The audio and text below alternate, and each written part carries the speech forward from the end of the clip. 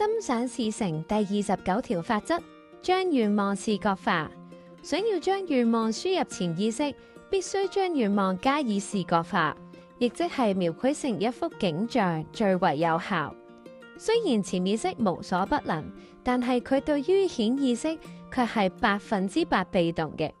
因此，若果你想要實現自己嘅願望，只要想辦法將佢輸入潛意識就可以啦。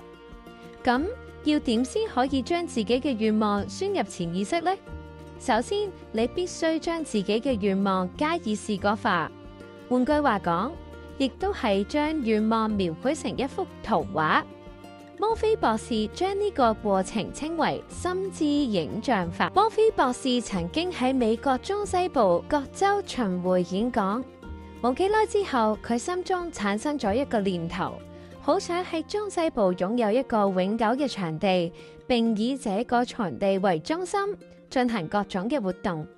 某一日嘅傍晚，佢下榻於華盛頓州斯波坎市的一家旅館嘅時候，佢瞓喺梳化上邊，放鬆全身，停止所有嘅注意力，以輕鬆嘅心情，想象自己對住群眾講：我好高興我能夠嚟到呢一度，我心目中一直期待住呢一個機會嘅來臨。